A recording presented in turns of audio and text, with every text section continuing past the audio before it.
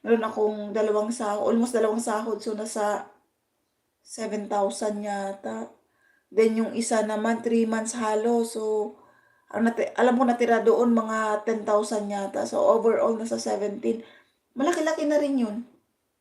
17, tingnan natin. Si Margie, nandiyo ako sa harang mo. Tapusin ko yung video mo. Kaya lang doon kasi wala naman akong hahabulin na kasi nga di nila ako visa. Alam kasi nila na wala kang hahabulin dahil naka-business visa ako eh. Hindi nila pinaprocess yung visa ko. Kaya ang ending, hindi ka pwedeng magreklamo. Kasi nga, sarili mo yung visa mo eh. Hindi ka visa sa company. Pero maraming pera. Tapos, nangyari na naman ulit dito sa pinanggalingan yung amo, yung nasa dagat sis. Naalala mo na sa dagat ako nag-work. Pinakamalaki ito. Kasi inabot to ng ano eh. Kasi ang 1,000, magkano palitan? 15,000 ang 1,000 reals.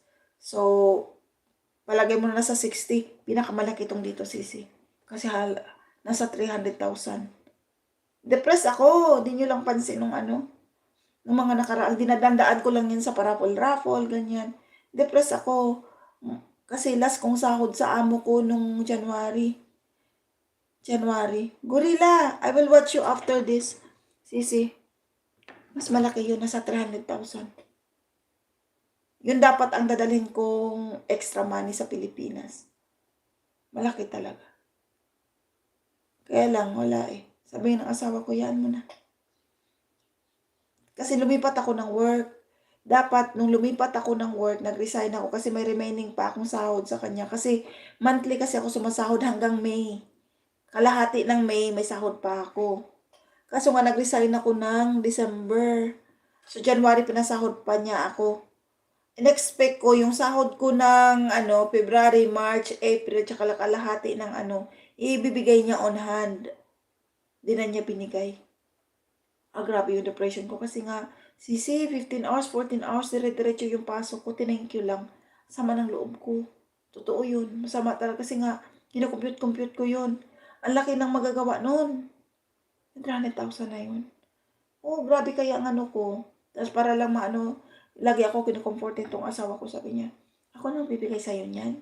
Naisipin yun, naisipin yun. Pero hindi ko pa rin kasi nga, ako yung tao kasi na nagsusumika para sa sarili ko. Ayoko kasi nakadepende ako kung kanino man. Like, kahit na asawa ko yan, ayoko yung, uy, pera mo, bigyan mo ako. Hindi. Pera ko, pera ko. Pera mo, pera mo. Kung bigyan mo ako, thank you. Alam niya. Kasi may anak ako eh. May bahay akong hinuhulugan. May sarili akong pangangailangan.